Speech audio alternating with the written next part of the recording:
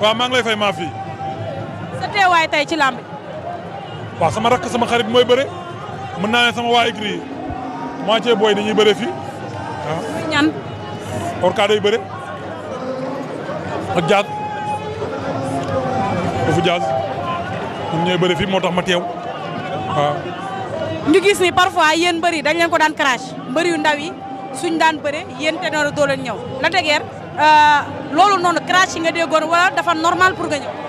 non man du ay affaire crash moo tax may déglu man bu ma ñëwul ci bésu kenn rek da fekk ma am ci lu ma nekk te damay déggante ñoom téléphone waxtaan ak ñoom yaa ngi dégg te ñoom tamit dañu am coopération boobu noonu yaa ngi dégg comme tey nii aw ma dara lu ma def dew ma fenn suba la bu fekkoon suba la damay dem voyage du ma ci mën dara comme suba damay voyagé nii mais nag instant bi di comme demaguma damay teew ñëw ci seen bés ndax ñoom tamit samay bés dañ ciy sonn kon nag seen bés ñoom tamit ci war a sonn waaw. fan nga toll ci préparation yi parce que gis nañ depuis sa combat ak ki nga xamante ne moom mooy Eumeu Sène bu gars yi sax ñu sa combat bi ngay jógee ak Eumeu Sène ba tey Lac de Guers ba xam promoteur ñu ngi koy contacter ou pas. waaw xam nga pour le moment nii mbër yëpp am combat fu mu ne nii léegi ñun dañuy taxaw ci bopp koñ bi di xaar gars yi rek comme gars yi fu mu ne nii dernier virage la ñu bañ a dégg man maa ngi taxaw ci dernier virage di leen xaar waaw. trois avance dafa xew gis nañ sa doomu nday Balla Gaye 2 jël na ko Lac de Guers est-ce que tey loolu bu ñëwee tamit moom da koy encaissé. trois avance non man dama jël trois avance. doo ko jël. ah man benn rek doy na. da ngaa tapé te préparé trois avance wala. non c'est pas question de tapé ku jël Gala Gaye xam nga ne tapé too préparé trois avance non man maa bëggul trois avance man benn rek doy na benn rek waaw.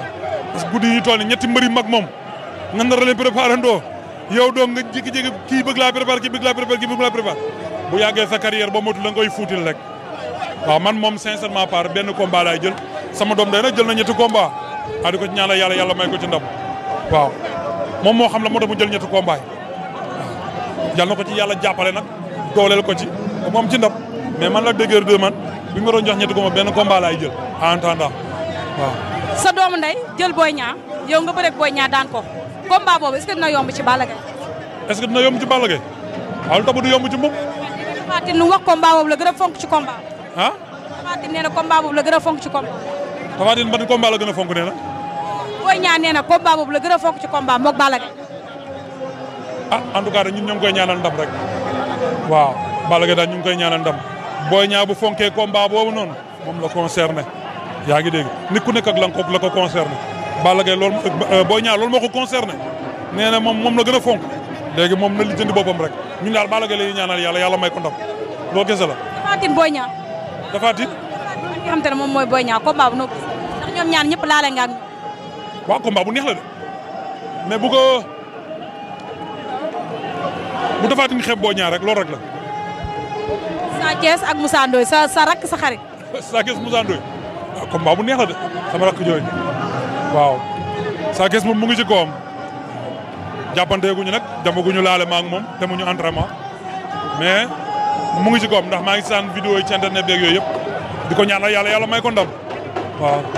dégg la sa combat ak Modou Lo Lac de Guers bëgg na ko te ñu bari ñu ngi koy réclamer yaa ngi ne Modou Lo combat bi su ko jëlee ci lan la ciy xaar est-ce que dañuy gisaa benn Lac de Guers 2 wala. combat ba xanaa ñu ñaan bañoon taxaw waaye bés bu taxawee ci kàttanu yàlla roi des arènes dama koy jël ah ci ay entraînement rek. yow nga mën a fekk la ki nga xam te ne moom mooy Eumeu Sène barki Demba Ndiaye gars yi di la. sama diggante ak Eumeu Sène la mu def lan la Lac de Guers def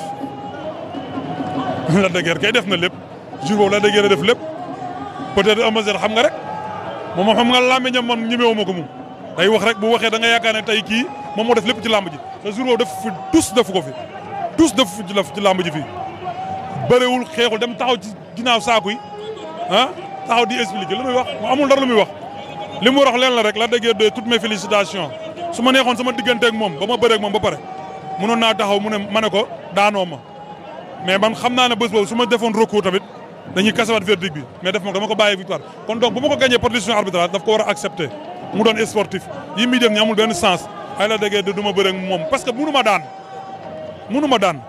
Eumeu Sène mënu ma daan te dama ne ko xam naa la maa ngi naan ko xale màgg na te xam naa la te xamul woon ne dama ne ko xam naa la jour boobu nag accepté dafa bëriwul xeexul kenn xamul lu mu indi jour boobu noonu may bàyyi sama toolu kaan rek man tamit.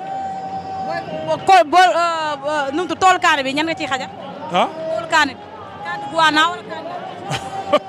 bi gën a saf rek. boo koy pàccaral.